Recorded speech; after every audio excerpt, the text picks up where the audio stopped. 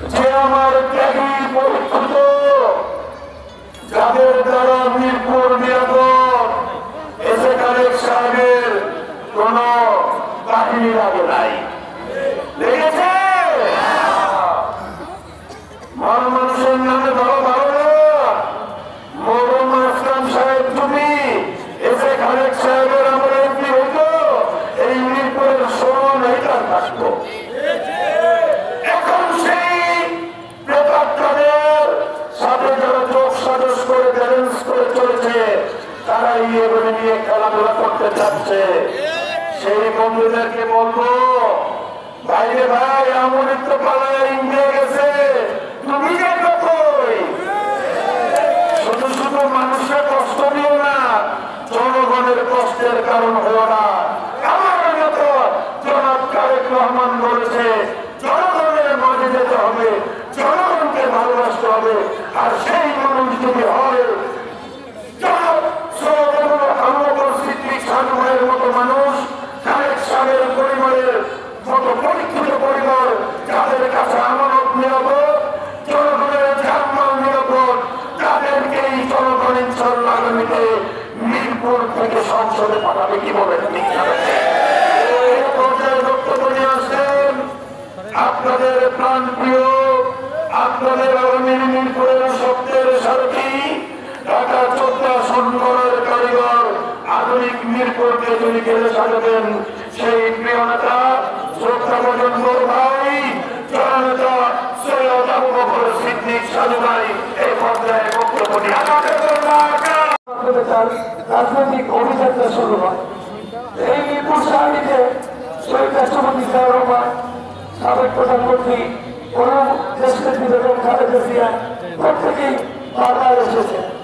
আমার বাবা সেখানে এই মিরপুরের উন্নয়নের জন্য আজীবন বৃদ্ধ বয়সে এই মিরপুরের উন্নয়নের জন্য উনি বারবার দোয়া করে গিয়েছেন। তারই হাত ধরে আমার কিন্তু আপনাদের সাথে এই বেড়ে ওঠা। দীর্ঘ এই 50 বছরের জীবনে 33 বছর আমি মিরপুরের রাজনীতির সাথে জড়িত। মামলা নিয়ে গত 17টি বছর আপনাদের পাশে আমি ছিলাম। আমি আপনাদেরকে একটু মনোবল ভাঙতে দেখি না। আপনারা গ্রেফতার হয়েছেন, আপনার পরিবার অসহায়, কিন্তু সেই পরিবার থেকে আমার সাথে যোগাযোগ করার পর যে আশার আলো দেখেছি, আমি কিন্তু কৃতজ্ঞে আমার মন ভরে গিয়েছিল।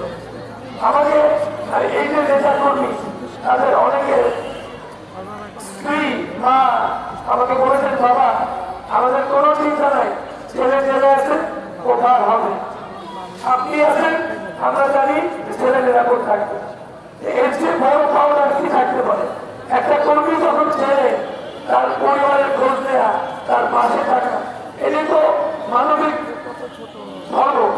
আমরা যদি মানুষের পাশে দাঁড়াই, তাহলে এর চাইতে বড় পাওয়ার করে কল্যাণ হতে পারে।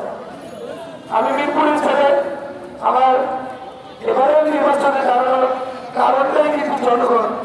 আমার বাসায় এলাকাবাসীর দাবিতে আমি স্বতন্ত্র নির্বাচন করছি। আমি 2018-তে এই ঢাকা 14 আসনে ধানের শীর্ষে প্রার্থী ছিলাম। সেই ঝুঁকিপূর্ণ নির্বাচনেও আপনারা কিন্তু সাহস করে আমাকে ভোট দিয়েছেন। আমি কৃতজ্ঞ।